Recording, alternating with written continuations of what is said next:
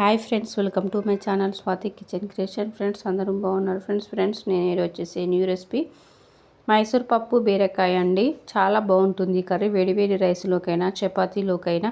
Friends ఎప్పుడూ చేసుకునే పప్పులతో కర్రీ కాకుండా ఇలా మైసూర్ పప్పుతో కర్రీ చేశారంటే చాలా బాగుంటుందండి. ఇది హెల్దీ కూడా.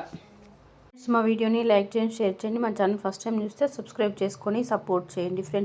ఫ్రెండ్స్ నేనైతే ఇక్కడ 250 గ్రామ్స్ల బీరకాయలు అయితే తీసుకున్నాండి. వాష్ చేసుకొని ఫిల్టర్ రిమూవ్ చేసుకొని చిన్న పీసెస్ లాగా కట్ చేసుకోవాలి.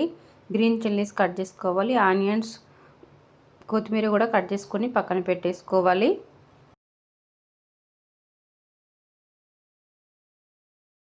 నేనైతే ఇక్కడ ఒక కప్పు మైసూర్ పప్పు తీసుకున్నాను అండి. 2-3 టైం బాగా వాష్ చేసుకొని పక్కన పెట్టేసుకోవాలి. స్టవ్ వెలిగించుకొని ప్యాన్ పెట్టుకోవాలి. వేడైన తర్వాత 3 టేబుల్ స్పూన్ల ఆయిల్ యాడ్ చేసుకోవాలి.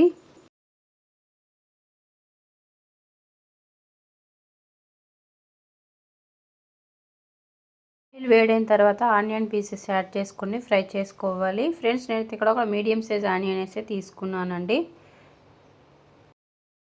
ఫ్రై అయిన తర్వాత గ్రీన్ చిల్లీస్ యాడ్ చేసుకొని ఫ్రై చేసుకోవాలి.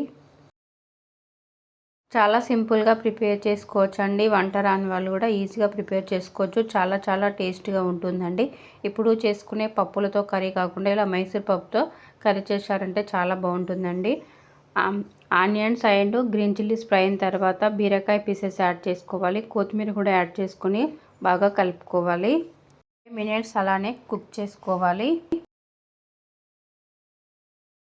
మైసూర్ పప్పు యాడ్ చేసుకొని ఒకసారి బాగా కలుపుకోవాలి. మీడియం ఫ్లేమ్లో పెట్టి 2-3 మినిట్స్ కుక్ చేసుకోవాలి. మినిట్స్ తర్వాత 1 tablespoon ginger garlic paste add చేసుకోవాలి. గార్లిక్ పేస్ట్ యాడ్ చేసుకొని ఒకసారి బాగా కలుపుకోవాలి.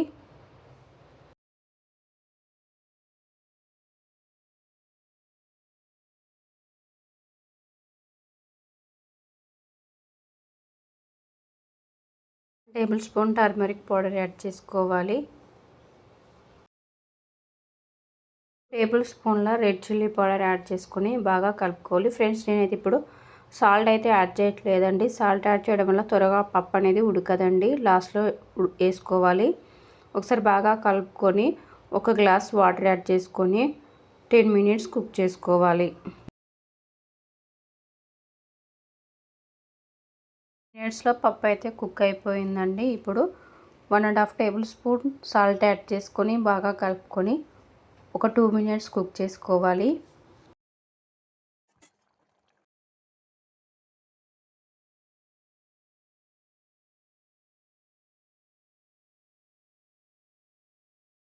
టేస్టీ మైసూర్ పప్పు బీరకాయ కర్రీ అయితే రెడీ అయిపోయింది. ఫ్రెండ్స్ ఈ కర్రీ వేడి రైస్లోకైనా చపాతీలోకైనా చాలా బాగుంటుందండి.